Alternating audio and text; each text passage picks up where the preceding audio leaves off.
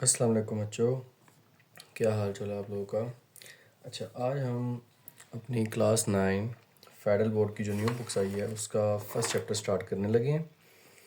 तो टॉपिक है हमारा उसका रियल नंबर्स। अब रियल नंबर के अंदर जो हमारा पहला क्वेश्चन है वो लिखा हुआ जी, represent each number on number line. तो लिहाजा हमारा फर्स्ट क्वेश्चन लिखा हुआ जी 3/4। अब इस 3/4 को आपने नंबर लाइन पे लिखना होता है। अब इसको फट जल्दी से करने के दो तरीके होते हैं। एक तो आप इसके रफ फॉर्मूले कैलकुलेशन कर लें या फिर आप कैलकुलेटर पे इसकी वैल्यू निकाल लें। ठीक है, 3/4 करेंगे तो कोई ना कोई आपके पास आंसर आएगा, क्योंकि हम डायरेक्ट फ्रैक्शन वाली फॉर्म को इस पर ढूंढ नहीं सकते। तो अगर हम इसका रफ वर्क भी करते हैं तो आपको पता है डिवाइड की फॉर्म में ऊपर वाली वैल्यू को हम लोग अंदर लिखते हैं और नीचे वाली वैल्यू को बाहर लिख लेते हैं। देन इसकी कटिंग करना स्टार्ट करते हैं, सॉल्व करना स्टार्ट करते हैं। तो वैल्यू छोटी है तो पॉइंट लगा के एक जीरो नीचे उतारेंगे। 4 7 हमारे पास हो जाएगा 28, बच जाएगा हमारे पास पीछे 2। देन चूंकि आपने पॉइंट ऊपर लगाया तो जीरो नीचे उतारेंगे। देन 4 5 हमारे पास आ जाएगा 20। तो ये पूरी कटिंग होगी तो आपके पास जो ये 3/4 की जो न्यू फॉर्म आई है विच इज़ 0.75। आपने 0.75 को इस नंबर लाइन पे ढूंढना होगा। फिर आप क्या करते हैं, आप यहाँ पे ना गैप लगाते हैं। ये दरमियान वाला पॉइंट फॉर एग्जांपल आपके पास 0 है, इस पॉइंट को आप लोग 1 कह लें, इस वाले पॉइंट को आप लोग 2 कह लें, इस वाले पॉइंट को आप लोग 3 कह लें। सेम अगर इससे छोटी वैल्यू होगी 0 से तो वो आपके पास हो जाएगी -1, -2 एंड -3।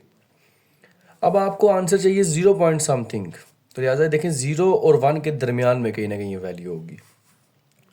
तो 0 और 1 का बिल्कुल जो दरमियान होगा वो होगा आपके पास 0.5। तो ज़ाहिर पता है वो 0.7 तकरीबन आपको वैल्यू चाहिए, तो 5 से थोड़ी सी आगे होगी। या फिर आपके पास स्केल होता है तो आपको पता है स्केल के ऊपर आपके पास वैल्यूज़ लिखी होती हैं। जिस तरह के स्केल है तो देखें 0 और 1 के दरमियान ये 10 लाइंस होती हैं, तो इनमें से आप इस वैल्यू को ढूंढ के भी लिख सकते हैं। ठीक है, तो लिहाजा हम अंदाज से चल रहे हैं तो ये 0 और 5 की तरह 5 लाइनें लगा लें, 1 2 3 4 और 5वीं है खुद। तो ये 0.5 है, 0.6 है और ये 0 पॉइंट आपके पास क्या होगा 7, और इससे थोड़ा सा आगे आपके पास ये वैल्यू होगी। वो वैल्यू आपने यूं ऊपर खींच के ले यानी, तो यानी कि ये वो पॉइंट है जहाँ पे कौन सा नंबर आ रहा है 3/4। बस नंबर लाइन के अंदर इतना काम होता है कि आपने उस पॉइंट को रिप्रेजेंट करवाना होता है एक स्ट्रेट लाइन के ऊपर। सेम एट का इसी तरह दूसरा क्वेश्चन होगा और दूसरा पार्ट है इसका -1/3। सेम इस -1/3 को आप कैलकुलेशन कर लें, चाहे तो रफ अमल में करें, नहीं तो दूसरा तरीका आपको मैंने बताया कि कैलकुलेटर पे आप इस वैल्यू को कर सकते हो। माइनस के साइन से घबराना नहीं है, इसको वैसे छोड़ दें। ऊपर वाली वैल्यू अंदर लिख लें, नीचे वाली वैल्यू बाहर। वैल्यू छोटी है तो पॉइंट लगाएंगे, 0 उतारेंगे तो 3 3 आपके पास आ जाएगा 9। देन अगेन 1, फिर 3 3 9 आ, यानी कि 3 3 ही आता है। यानी कि आप आसान अल्फाज में इसको माइंड में रखेंगे 0.3 आपको चाहिए, लेकिन कौन सा 0.3 चाहिए, माइनस वाला। तो अगेन एक नंबर लाइन लेंगे जिसके दोनों तरफ एरो का निशान लगाना है, जिसका बिल्कुल सेंटर वाला पॉइंट आप उसको कहते हैं 0। तो अब 0 पॉइंट समथिंग है तो आपको बेशक 3 तक लिखें या 1 तक ही लिखें, इससे फ़र्क नहीं पड़ता। ये आपकी मर्जी पे डिपेंड है कि आप वैल्यू को कितना लिखना चाहते हैं। अब इस तरह इस पार्ट में जी चूँकि हमें 0 पॉइंट समथिंग ही चाहिए तो मैं गिनती इसकी 1 तक लिख लूँगा, दोनों तरफ इट्स ओके, ये ठीक है।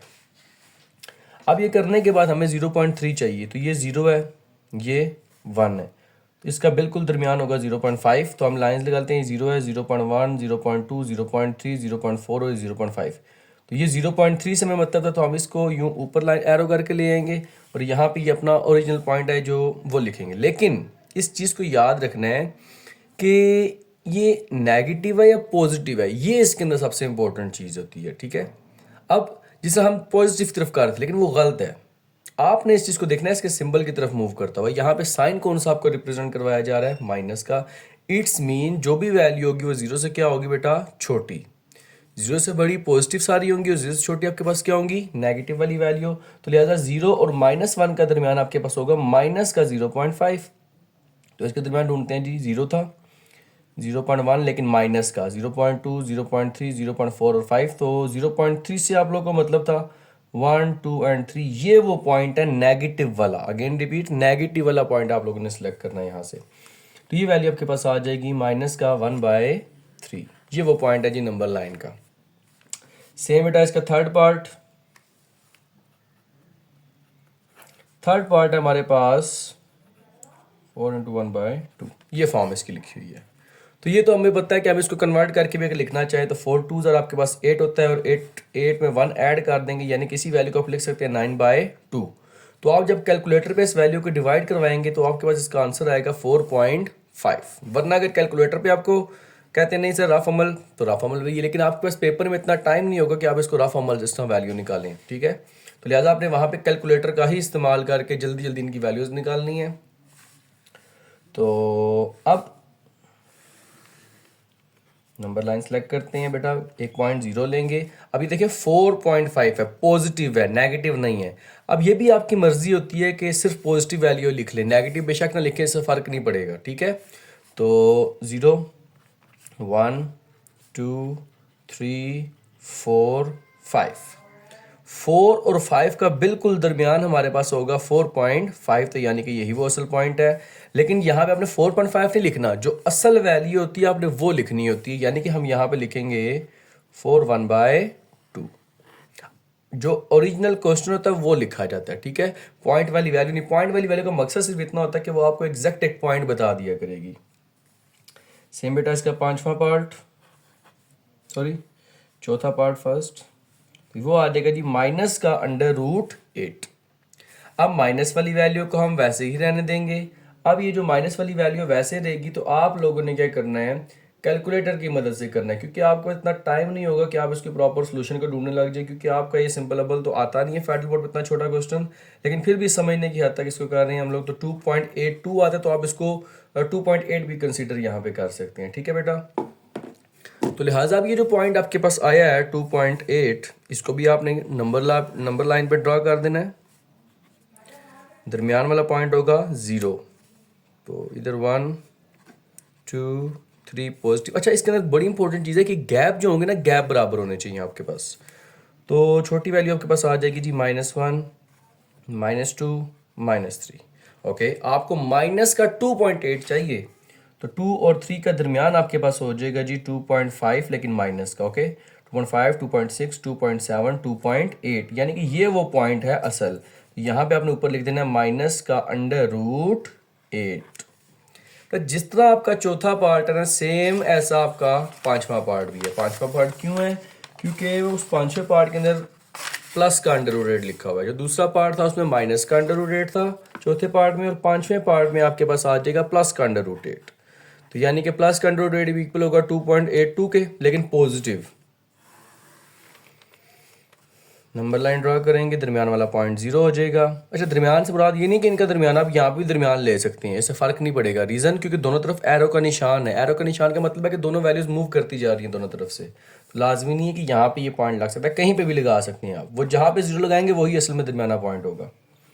सो 1 2 3, नेगेटिव लिखना चाहें तो आपकी मर्जी, ना लिखें कोई इसमें मसला नहीं होता, क्योंकि पॉजिटिव वैल्यू से मेन मतलब है तो आप पॉजिटिव लिखना मस्ट है। नेगेटिव इग्नोर भी कर सकते हैं। लिखना चाहें तो वेल ये लें -1 -2 -3। अब 2.8 है तो इसका बिल्कुल दरमियान होगा 2.5, देन 2.6 2.7 2.8।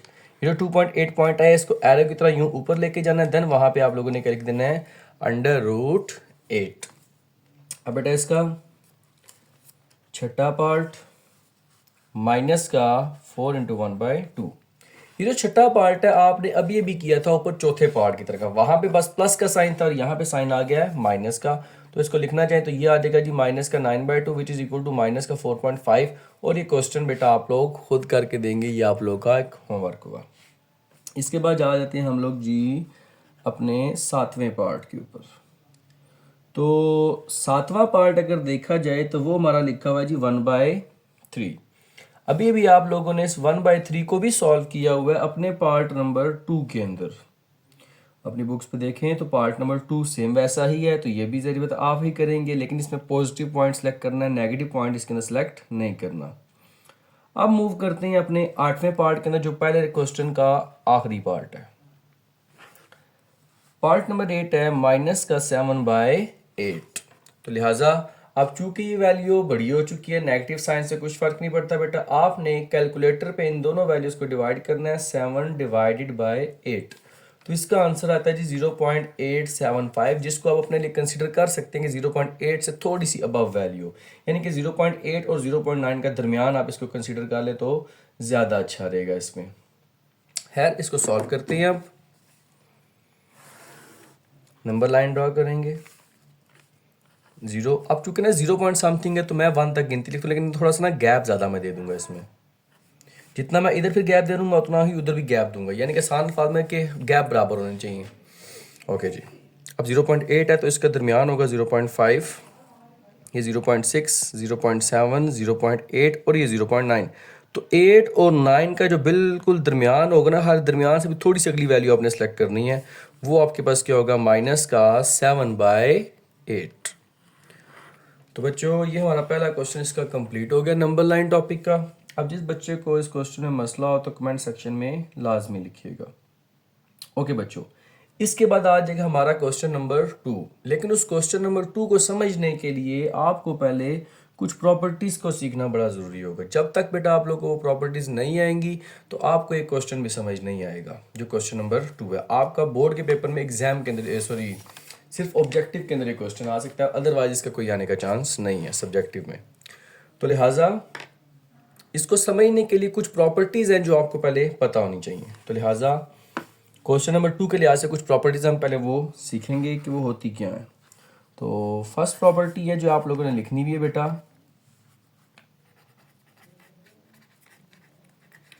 इसको आप कॉम्यूटेटिव प्रॉपर्टी भी बोल सकते हैं, कॉम्यूटेटिव लॉ भी बोल सकते हैं, जो इसको आपका दिल करता है नाम दे सकते हैं।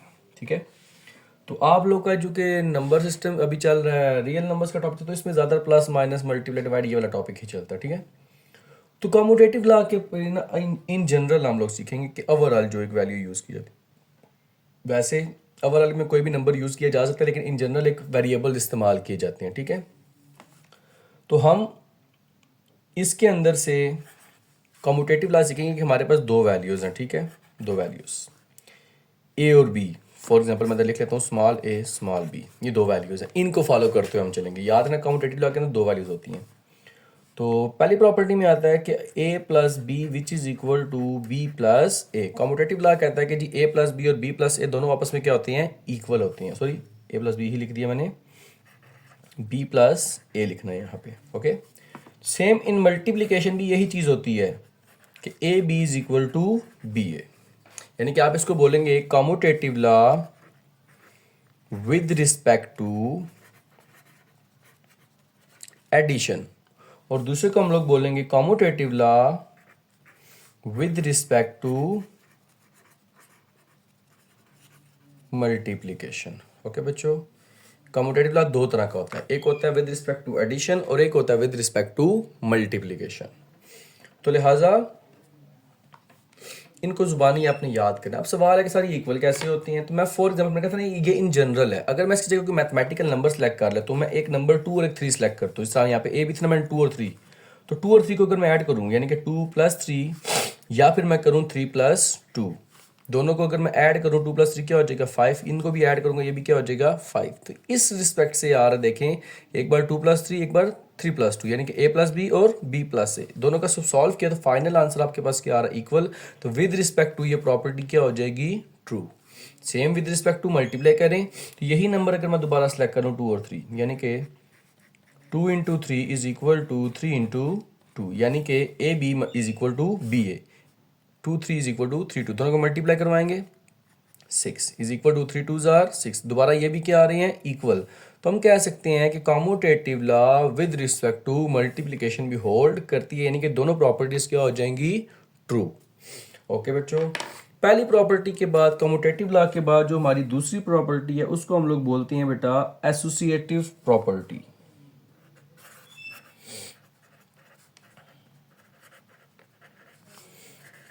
और जिसको हम एसोसिएटिव लॉ भी बोल सकते हैं। ये भी दो तरह का होता है, लेकिन इसमें ना कम्यूटेटिव लॉ में 2 वेरिएबल होते हैं और एसोसिएटिव लॉ में 3 वेरिएबल होते हैं, ए बी और सी। ये इन जनरल की बात हो रही है, तो इसको लिखते तरतीब से हैं, यानी कि a plus b plus c is equal to a plus b plus c. इसमें क्या करते थे आप, आगे पीछे करते, एक बार a प्लस बी और दूसरी बार b प्लस है, क्योंकि वो वेरिएबल दो थे तो कोई डिफरेंस इनमें फ़र्क नज़र आना चाहिए था।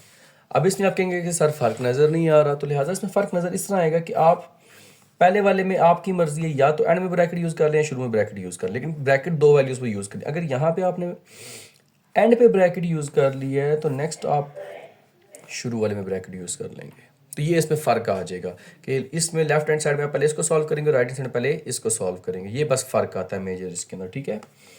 और सेम ये भी आपने पढ़ी है associative law with respect to addition. Same ऐसे ही associative law with respect to multiplication भी आएगा, यानी कि उसमें तीनों मल्टीप्लाई होंगे, a b c is equal to a b c. Same इसमें भी वही प्रॉपर्टी होगी। आखिर वाले में ब्रैकेट यहाँ से यूज़ कर लेंगे और यहाँ से हम फिर यूज़ कर लेंगे शुरू वाले में। अगर इसी का ऑपोजिट करना चाहते हैं तो वो यूँ भी लिख सकते हैं आप, a b c is equal to a b c. यहाँ पे आप शुरू वाले में यूज़ कर लें और यहाँ पे आखिर वाले में फिर यूज़ कर लें। दोनों एक जैसी ब्रैकेट यूज़ नहीं करनी, ब्रैकेट हमेशा आगे पीछे ही आपने यूज़ करनी है। फिर बच्चों इसके बाद तीसरी प्रॉपर्टी आती है डिस्ट्रीब्यूटिव लॉ।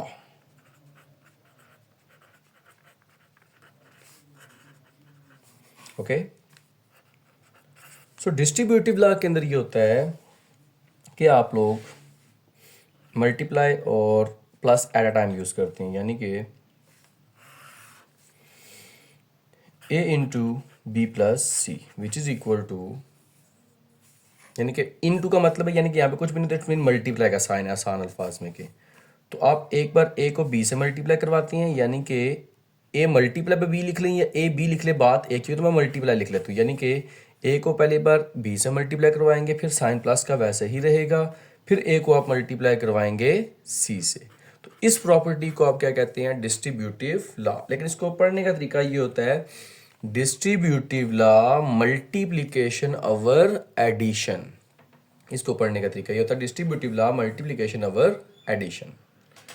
ये तीन लॉ बहुत इंपॉर्टेंट है जो आपको याद होनी चाहिए। इसके अलावा भी चार लॉ हैं, हमने वो भी अभी सीखने हैं, क्योंकि उसके बगैर तो जरिए पता फिर हमें वो चीज़ें समझ नहीं आएंगी। तो लिहाजा इसके बाद हम लोग पढ़ेंगे इनवर्स। पहले मैं लिखेंगे जी एडिटिव इनवर्स। इनवर्स होता है उस चीज़ का उलट, ठीक है। आप एडिटिव है, फॉर एग्जांपल मैं वैल्यू ए सेलेक्ट करता हूँ, ठीक है। अब याद रखना ऐड का हमेशा ऑपोजिट होता है सब्ट्रैक्ट। ओके, इनवर्स यानी कि उलट, इनवर्स एडिटिव इनवर्स यानी कि ऐड का उलट। ऐड का उलट आप मैं इसमें एडिटिव नाम है तो आपने करना कुछ ना कुछ ऐड ही होता है इसके अंदर, लेकिन ऐड क्या करना होता है, वो इस वैल्यू का ही जो मैंने सेलेक्ट किया इसी का इनवर्स आपने ऐड करना होता है। अब ये ए था तो ए का इनवर्स एडिटिव के लिहाज से, यानी कि एडिटिव के लिहाज से मतलब इसके साथ साइन प्लस का है तो आगे इसका साइन क्या आ जाएगा आपके पास, माइनस का। ओके, देन इसको अगर मैं सॉल्व करूं प्लस माइनस माइनस, तो प्लस का ए माइनस का ए विच इज इक्वल टू 0, ये हमारे पास आ जाएगा इसका आंसर। फिर इसके बाद आता है आपके पास पांचवी प्रॉपर्टी बेटा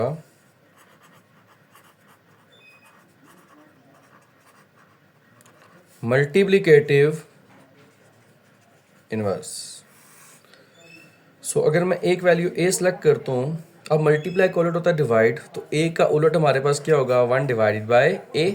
तो देन अगर मैं ए एक से कट जाएगा तो पीछे बच क्या जाएगा हमारे पास 1। तो यहाँ से हमने ये सीखा कि एडिटिव इनवर्स का आने वाला आंसर हमेशा 0 होता है और मल्टीप्लिकेटिव इनवर्स का आने वाला आंसर हमेशा क्या होगा, 1। ये भी टॉपिक चल रहा है इनवर्स। ओके, एक दफ़ा एडिटिव इनवर्स और एक दफ़ा मल्टीप्लिकेटिव इनवर्स बच्चों। अब इसके बाद छठी प्रॉपर्टी आपके पास आएगी एडिटिव आइडेंटिटी। आइडेंटिटी का मतलब ये होता है कि आप अगर किसी नंबर में कोई चीज़ ऐड करें लेकिन उसको फिर भी फ़र्क ना पड़े। जैसे एक नंबर है ए, अब मुझे आप लोग बताएं इस एडिटिव का मतलब ऐड करना, तो ए में मैं क्या ऐड करूँ कि वापस आंसर ए ही आ जाए। अगर मैं ए में 1 ऐड करूंगा तो वो तो 1 प्लस ए आ जाएगा, यानी कि अगर मैं इस ए के अंदर 0 को ऐड कर दूं तो 0 प्लस ए 0 खत्म हो जाएगा, वापस आपके पास क्या आ जाएगा, ए। यानी कि एडिटिव आइडेंटिटी की पहचान क्या होती है, आइडेंटिटी की कि कुछ ऐड करें फर्क ना पड़े उस इक्वेशन को, तो उसको एडिटिव आइडेंटिटी कहते हैं। सेम सातवीं प्रॉपर्टी है मल्टीप्लिकेटिव आइडेंटिटी।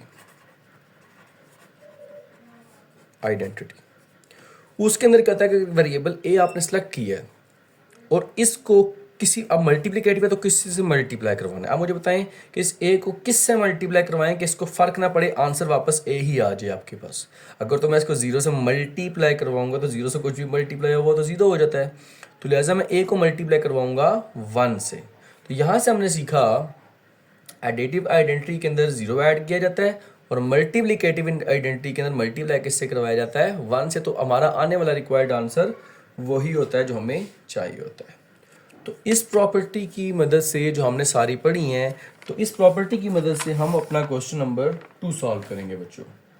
तो लिहाजा क्वेश्चन नंबर 2 है हमारे पास, लिखा हुआ है जी identify the property that justifies. Okay, यानी कि हमारा अगर पहला पार्ट की बात करें, 1 multiply by y minus 2 which is equal to y minus 2।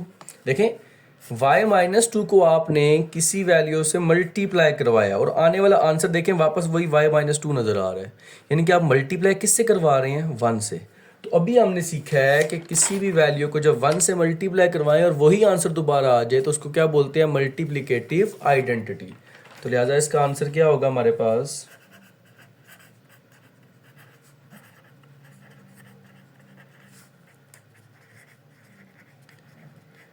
Multiplicative identity. Okay बच्चों, फिर इसी के साथ दूसरा पार्ट इसका है।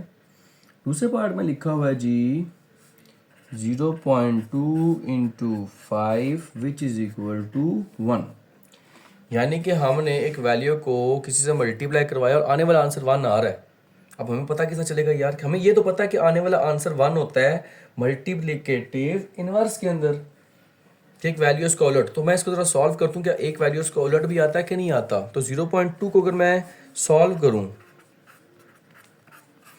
0.2 को सॉल्व करूँ, नीचे 10 आ जाएगा, फिर 2 1 ज़ार 2, 2 5 ज़ार 10, यानी कि 1 डिवाइडेड बाई 5 इंटू 5।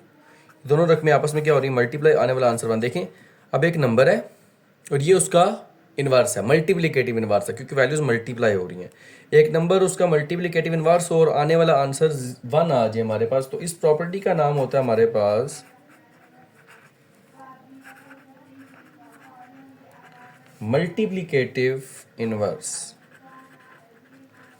ठीक है बच्चों, फिर इसके बाद तीसरी प्रॉपर्टी हमारे पास जो क्वेश्चन है, x plus 2 plus y is equal to y plus x plus 2।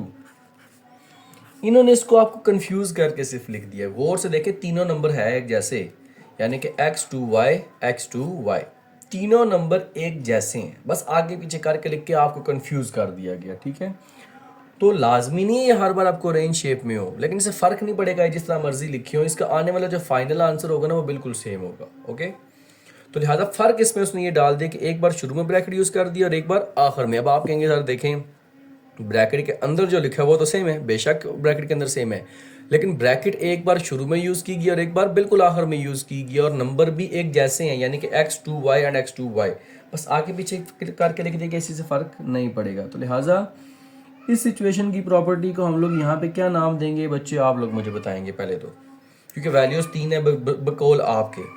ठीक है कि जी सर देखें x2y, लेकिन उसने इसमें एक होशियारी की है।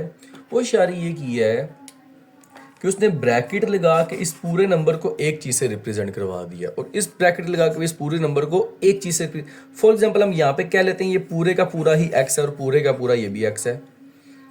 अब जरा हम इस प्रॉपर्टी को थोड़ा सा गौर से देखें दोबारा। हालांकि आपके माइंड में पहले आया होगा जी एसोसिएटिव लॉ है जी, क्योंकि 3 वैल्यूज आ रही हैं, ऐसी बात है, लेकिन ऐसा नहीं होगा इसके अंदर बेटा। अगर ये पूरी की पूरी वैल्यू देखो x है और ये भी पूरी की पूरी x है, तो देखें x plus y is equal to y plus x, total कितनी चीज़ें यूज हो रही हैं, 2। समझ आ गई बात। तो एसोसिएटिव लॉ इस्तेमाल करने के लिए जरूरी होता है कि तीनों तरतीब से लिखी हो। ओके, तो लिहाजा इसने उसमें होशियारी पैदा की है, तो लिहाजा इसका आंसर हमारे पास क्या होगा, कॉम्यूटेटिव लॉ। लेकिन कॉम्यूटेटिव लॉ कौन सा, एडिशन के लिहाज से, तो इधर लिखेंगे with respect to addition. Same बच्चों, इसका नेक्स्ट पार्ट है, अभी तीसरा पार्ट किया है, तो पहले क्वेश्चन एक बार लिख लेते हैं, देन एक बार सॉल्व करते हैं। माइनस का 3b प्लस का 3b, आने वाला आंसर 0। तो जल्दी जल्दी से आप माइंड में अपने सोचें कि क्या इस प्रॉपर्टी का नाम होगा जी। x+5 minus 1 is equal to x+5 minus 1 और ब्रैकेट आ जाएगी आखिर में, और देन छठवां part -3 into 2 minus y is equal to -6 + 3y। Okay, तो ज़्यादा बच्चे इसको गौर से देखो। एक नंबर, दूसरा उसका ऐड हो रहा है लेकिन उसके माइनस साइन के, तो आने वाला आंसर क्या आ रहा है 0। यानी कि जिसके आने वाला आंसर 0 आए और ऐड भी हो रहा, तो हम उसको क्या बोलते हैं, एडिटिव इनवर्स। देखें, इन क्वेश्चन को सॉल्व करने के लिए ज़रूरी चीज़ ये है कि आपको जो मैंने प्रॉपर्टीज साथ लिखवाई है वो याद हो जुबानी। ओके, देन नेक्स्ट को गौर से देखें। 3 वेरिएबल हैं, जिस तरह पहले आपने क्वेश्चन किया था ये वाला उसी तरह है, लेकिन इसमें क्या था, आगे पीछे था। इसमें आगे पीछे देखें, x5 - 1 x5 - 1 तरतीब से लिखा हुआ है, फिर एक शुरू में ब्रैकेट और एक आखिर में, लेकिन शर्त यह है कि तरतीब से लिखा हुआ है, इस बात पे गौर करना है। और ब्रैकेट के अंदर वाली वैल्यू सेम भी नहीं आ रही, तो लिहाजा हम इसको यहाँ पे बोल सकते हैं associative property, associative law with respect to addition. Similar इसका लास्ट पार्ट है, देखिए इसको मल्टीप्लाई करवाया हुआ है, यानी कि -3 को एक बार इससे मल्टीप्लाई करवाया हुआ है, यानी कि -3 को 2 से मल्टीप्लाई करवाएंगे -6, फिर माइनस माइनस प्लस 3 को y से मल्टीप्लाई करवाएंगे तो 3y आ जाएगा। यानी कि ये डिस्ट्रीब्यूटिव लॉ है जिसके अंदर मल्टीप्लाई भी हो रहा है और माइनस भी हो रहा है एक ही वक्त में। तो हम यहाँ पे बोलेंगे डिस्ट्रीब्यूटिव लॉ किस लिहाज से है, मल्टीप्लीकेशन ओवर एडिशन, लेकिन अंदर साइन कौन सा यूज हो रहा है, माइनस का। तो हम यहां पे बोलेंगे distributive law multiplication over subtraction. Okay बच्चों, तो ये आज का था हमारा क्वेश्चन नंबर 2 जो कंप्लीट हो चुका। अब हम स्टार्ट करेंगे क्वेश्चन नंबर 3, वो भी नंबर लाइन की तरह का ही है। ओके बच्चों, क्वेश्चन नंबर 3 है, तो उसकी जल्दी जल्दी मैंने डायग्राम बना लिया। अब इसको सॉल्व करना स्टार्ट करते हैं। तो लिहाजा पहला पार्ट है हमारा क्वेश्चन नंबर 3 का, इसको गौर से समझना बेटा। क्वेश्चन नंबर 3 का फर्स्ट पार्ट है, नंबर लाइन इस पर ड्रा करना था, लेकिन इसमें ना इनइक्वालिटीज आ गई, तो ठीक है। तो पहला था x इज लेस देन 0। अब लेस देन 0 का मतलब होता है, लेस देन साइन का मतलब होता है कि जो भी वैल्यूज है वो नेगेटिव साइन वाली है, नेगेटिव वाली वैल्यू, यानी कि 0 से छोटी छोटी। अब देखिए, अगर तो इसने x के नीचे इस सिंबल के नीचे एक लाइन लगाई होती ना, इट्स मीन आपने 0 को काउंट करना था, लेकिन उसने इसके नीचे कोई लाइन नहीं लगाई, इट्स मीन आपने 0 को काउंट नहीं करना। यानी कि 0 को छोड़ के 0 से छोटी तमाम नेगेटिव वाली वैल्यूज। तो देखें, 0 को छोड़ के 0 से छोटी पहली वैल्यू कौन सी आ रही, -1। तो -1 वाले पॉइंट से लेके up to so on time तमाम छोटी वैल्यूज, लेकिन इसके ऊपर आपने फिर एरो का निशान लगाना है। ये मैथ पॉइंट है इसके अंदर, ठीक है। दूसरा पॉइंट, अब दूसरे पॉइंट में कह रहा है x जो है वो बड़ा है -3 से, यानी कि -3 है छोटा x से, यानी कि ये -3 है। लेकिन इसके अंदर इंपॉर्टेंट चीज़ ये है कि इसके अंदर जितनी भी वैल्यूज लिखी हुई हैं उसमें इसके नीचे इक्वालिटी का साइन नहीं है। यहाँ पे समझ आ रही बात, -3 बीच में काउंट नहीं करना, -3 से छोटी वैल्यूज, तो -3 से छोटी वैल्यू पहली कौन सी आ रही है, -2। बड़ी वैल्यू सॉरी, -3 से मतलब उस तरफ मूव करेंगे तो -2 आएगा, फिर -1 आएगा, फिर 0 आएगा, फिर 1 आएगा, फिर 2 आएगा, वापस 3 आएगा प्लस का। लेकिन वो जो प्लस का 3 है वो तो काउंट ही नहीं है क्योंकि इक्वालिटी का साइन नहीं है, तो इट्स मीन इसे छोटे नंबर आपके पास क्या होगा, 2। तो यानी कि इसमें जो लिमिट पॉइंट होगा आपके पास कहाँ से कहाँ तक होगा, -2 से लेके 2 तक। इस पे एरो का निशान नहीं लगाना। जब आपके पास बाउंडेड पॉइंट आ जाए कि यहाँ से यहाँ तक आपने सिर्फ मूव करना है, तो फिर एरो का आप लोग निशान नहीं लगाते। एरो का निशान तब लगाते हैं जब आपके पास सिर्फ एक पॉइंट हो, 2 पॉइंट हो जाए तो फिर जाहिर बात है वो एक लिमिटेड पॉइंट आ जाएंगे। आप जिस तरह अगला क्वेश्चन देखें, वो कह रहा है x इज ग्रेटर देन और इक्वल टू -8। इक्वल का साइन आ गया इसके अंदर, इट्स मीन -8 को काउंट करना है, यानी कि ये पहला पॉइंट है आपका, इक्वल का साइन आ गया। कह रहा है ग्रेटर देन -8, तो -7 -8 से बड़ा होता है, यानी कि इस पॉइंट ने इस तरफ फिर मूव करना स्टार्ट करना है, क्योंकि ग्रेटर देन का साइन है ना, लेस देन का था तो इस तरफ मूव करता, ग्रेटर देन है तो उस तरफ मूव करेगा, तो एरो का निशान है। ठीक है, अब यहाँ पे लिखा हुआ जी x इज ग्रेटर देन 1, लेकिन इक्वालिटी का साइन ये, इट्स मीन 0 को आपने दोबारा काउंट नहीं करना, ग्रेटर देन 1 है, यानी कि इस तरफ मूव करेगा पॉजिटिव वाली साइड पे, तो पहला नंबर ये 1 ही होगा, जरिए पता बड़ा, तो 1 से बड़े तमाम डिजिट्स इसके अंदर आ जाएंगे। फिर सेम बच्चों इसका पांचवा पार्ट है हमारे पास, x is less than -3। Less than -3 का जिक्र कर रहा है यहाँ पे, नॉट ग्रेटर देन। समझ आ रही बात? तो लेस देन -3 का मतलब होगा कि -3 से भी छोटी वैल्यूज। तो -3 से छोटी वैल्यू क्या हो जाएगी? -4। -4 से छोटी वैल्यू क्या होगी? देखने में आपको बड़ी नजर आ रही है, लेकिन नेगेटिव में जो वैल्यू जितनी बड़ी होती है असल में वो उतनी छोटी होती है। ठीक है, तो चूंकि उसने क्या इक्वालिटी का साइन नहीं यूज़ किया हुआ यहाँ पे, इट्स मीन 3 को काउंट नहीं करना, 3 से छोटी वैल्यू 4 होगी, तो 4 से काउंटिंग करते हुए आपने दूसरी तरफ क्या करते जाना है? मूव करते जाना है। तो ये आपका आंसर आता जाएगा। ओके, नेक्स्ट दोबारा देखिए, 2 पॉइंट्स आ गए, यानी कि लिमिट वाले पॉइंट है, लेकिन यहाँ पे उसने क्या -4 इज लेस देन x, यानी कि -4 को काउंट नहीं करना, उससे छोटी वाली वैल्यू को आपने काउंट करना है ये। और यहाँ पे कह रहा है प्लस का 4, यानी कि ये, लेकिन उसके नीचे देखें इक्वालिटी का साइन यूज़ किया हुआ है। अगर इक्वालिटी का साइन यूज़ किया हुआ है तो 4 को आप काउंट करेंगे, तो इसके 2 पॉइंट आएंगे ये वाले, यहाँ से लेके यहाँ तक। तो ये बच्चों आपका तीसरा नंबर क्वेश्चन भी अब कंप्लीट हो चुका है। इसके बाद बारी है आपकी क्वेश्चन नंबर 4 की, वो भी प्रॉपर्टीज़ वाले क्वेश्चन है, तो उसके लिए आपको जरिए बता प्रॉपर्टीज़ को सीखना भी पहले ज़रूरी होगा। ओके बच्चों, तो अपना क्वेश्चन नंबर 4 अब स्टार्ट करते हैं। तो क्वेश्चन नंबर 4 की स्टेटमेंट है जी, identify the properties of equality and inequality of real numbers that justify the statement. तो बच्चों क्वेश्चन नंबर 4 के अंदर ना हमने प्रॉपर्टीज़ की जजमेंट करना सीखनी है। तो फर्स्ट प्रॉपर्टी है 9x is equal to 9x, यानी कि सिंपल लिखा हुआ, इसमें कोई भी फर्क नहीं आ रहा, जो यहाँ पे है वही यहाँ पे लिखा हुआ, तो ऐसी प्रॉपर्टी को हम लोग बोलते हैं रिफ्लेक्सिव प्रॉपर्टी। ओके, देन दूसरा पार्ट है x plus 2 is equal to y and y is equal to 2x minus 3, यानी कि इसमें चीज़ पॉइंट इंपॉर्टेंट है कि ये वाली वैल्यू देखें y के इक्वल है, और ये भी वैल्यू जो है y के इक्वल है, यानी कि y दोनों बंदों के दरमियान आ रही है। ओके, यानी कि अगर मैं कहूँ कि 3 लड़के हैं 1 2 एंड 3, इनका तो पहले वाले का वेट दूसरे वाले के बराबर है और दूसरे वाले का वेट तीसरे वाले के बराबर है, यानी कि कॉमन पॉइंट दोनों के अंदर ये आ रहा है, इसका वेट इसके बराबर है और इसका वेट इसका बराबर है, मीन्स तीनों का वेट आपस में क्या हो जाएगा? इक्वल। अगर तीनों का वेट आपस में इक्वल है तो क्या फिर हमारे पास फर्स्ट और थर्ड वाले का वेट बराबर होगा? इसका जवाब होगा यस।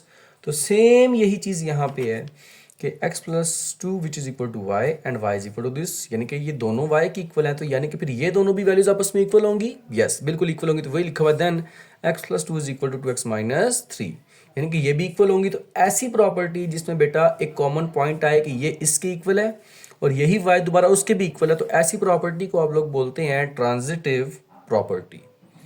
याद रखिएगा बेटा, ठीक है।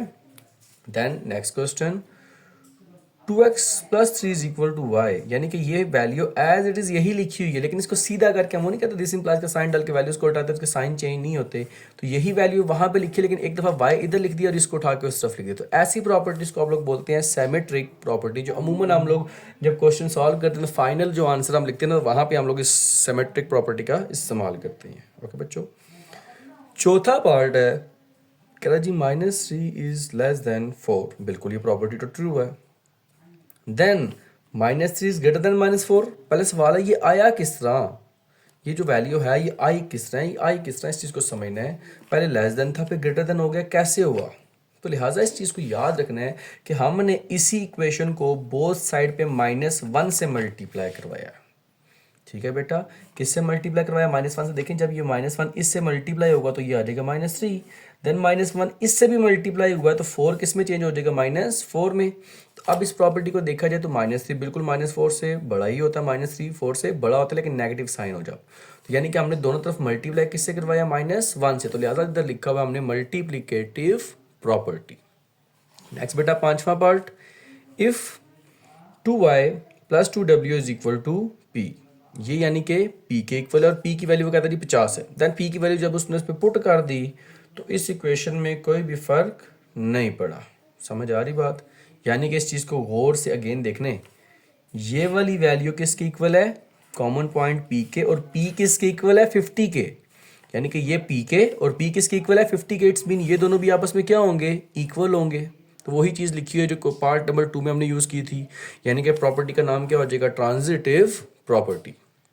सेम बेटा इसका 6वां part, if x plus 4 greater than y plus 4, तो लिहाजा यहाँ से जब 4 कट जाएगा तो पीछे बच क्या जाएगा, x is greater than y, यानी कि आपने कुछ ना कुछ कैंसिल किया है, तो लिहाजा प्रॉपर्टी का नाम क्या आ जाएगा, कैंसिलेशन प्रॉपर्टी।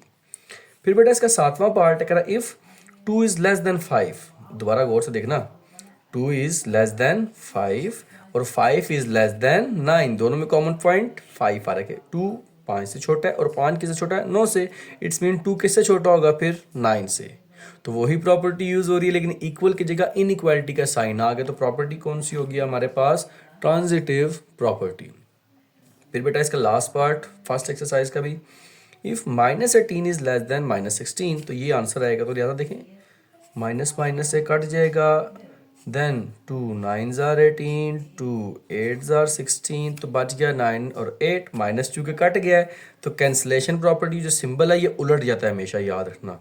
ओके, जब भी नो नेगेटिव साइन कटेंगे तो आने वाला सिंबल उलट जाता है। तो 9 इज ग्रेटर देन 8, प्रॉपर्टी भी 2 है, और चूँकि कटिंग हो रही है तो प्रॉपर्टी का नाम हमारे पास क्या हो जाएगा, कैंसलेशन प्रॉपर्टी। तो बच्चों हमारी आज का लेक्चर था first exercise class 9 federal board की जो न्यू बुक आई है नेशनल करिकुलम वाली, उसकी फर्स्ट एक्सरसाइज हमारी आज कंप्लीट हुई है बेटा। और जिस बच्चे को प्रॉपर्टी समझने में किसी भी चीज़ में इशू आया हो तो लाजमी कमेंट सेक्शन में लिखिएगा। मिलते हैं अपने नेक्स्ट लेक्चर में। अल्लाह हाफिज़।